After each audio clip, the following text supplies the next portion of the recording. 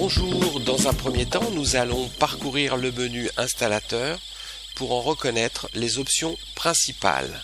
Si votre système est en alarme, rentrez le code par défaut 1, 2, 3, 4. Puis, appuyez sur la croix pour ignorer le défaut, entrez le code installateur, par défaut 7890, puis le code utilisateur, par défaut 1, 2, 3, 4, pour autoriser l'accès au menu installateur.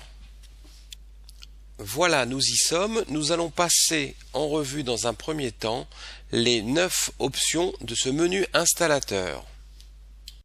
C'est dans ce menu que se programment les détecteurs et les zones, sachant qu'il est préférable de connecter un détecteur par zone.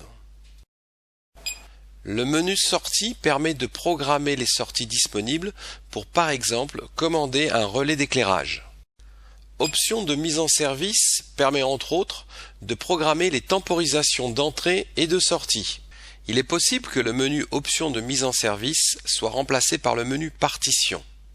En effet, lors de la première mise sous tension, vous avez dû effectuer un choix entre partition et partiel.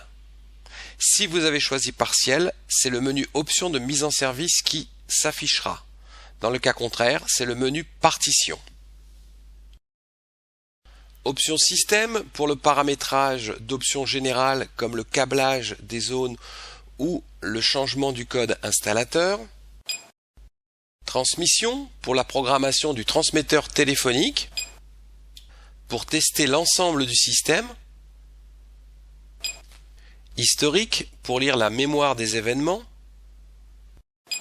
Et pour terminer, info système pour connaître la version logicielle de la centrale.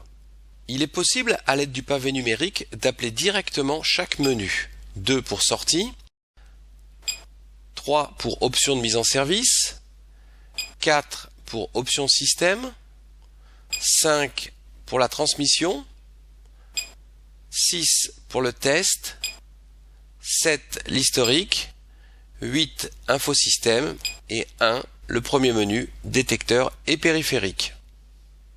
L'aperçu du menu installateur se termine. Référez-vous maintenant à la vidéo concernant la programmation rapide de Lion 30. Merci, à bientôt.